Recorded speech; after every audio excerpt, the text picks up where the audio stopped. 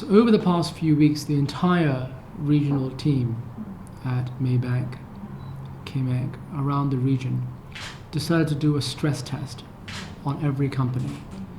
So what we did was that we set some simple criteria for a stress test to see how resilient the cash flows were around the region.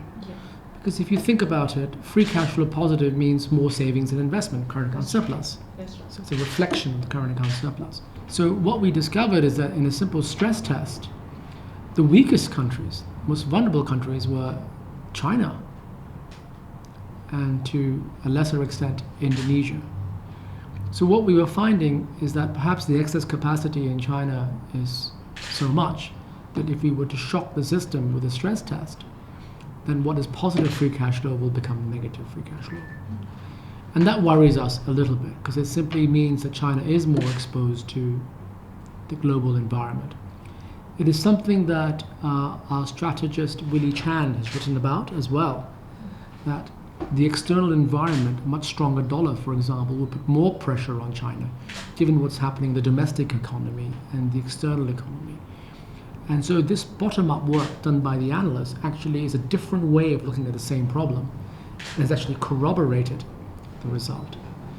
In terms of Indonesia, we also saw a very skewed distribution. So in total, the system was relatively resilient, but a lot of companies were falling into negative free cash flow.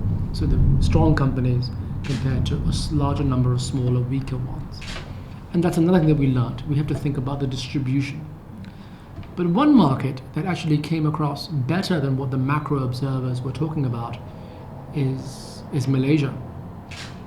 And our team headed by Chuhan and her analysts looked at almost 90 companies, compiling the bulk of people's portfolios to understand how cash flows will evolve under a stressed environment.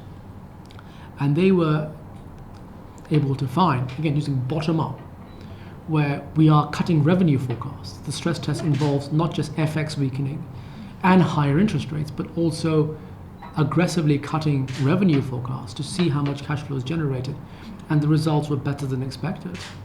So regionally, we remain cautious on China and Indonesia, but our optimism actually increased a little bit on Malaysia as a result of the test.